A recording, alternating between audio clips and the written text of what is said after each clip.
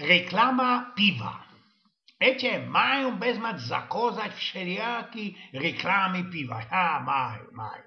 A tak po prawdzie to się ino starojądercyno z tego raduje. Jej pies się cięgiem gawcy by ten telewizor i bestuż też on durch słepie piwo. Pewnikiem te roski, kiedy już nie uwidział tego ci wszystkiego, te tyskie ponadprzejskie, dwa żubry szczymią, albo też po godzinach lech, to naisto zacznie słepać woda albo mleko.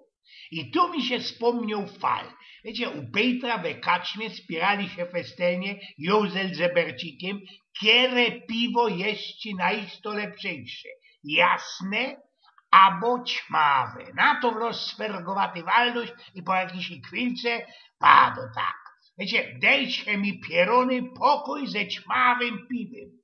Kejo, ci wełoński pędziałek wysłepał 12 zajdli światłego piwa, to nic mi nie było. A kiedy za tym, zaraz za tym, że mnie diosek podkusił i wyduldołek na to 4 szopy ćmawego piwa, to zaroski, że zaczyna poczną sprocać i do rana, że się rady nie wiedział. A już kieślik hajna gołębiożu Petra we kaczmie tuplikował, co jemu styknie, ćmawe piwo, jasne światło, co by być blank na pramy. A tak po mojemu to zawdy jest lepsze piwo, można i ze cyntlą, niźli klachy moi stary ze siąsiątkoma na sieni, a w piątkowej magli. Ino, co tak po prawdzie, trzeba ze tym wszystkim trzeba mieć miara.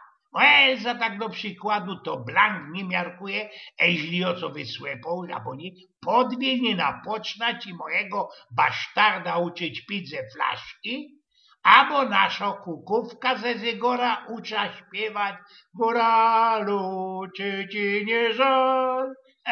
I tak wolnie, piwo ludzie na reklamach nie muszą oglądać, a widzą je będą słebać, welajno wlezie.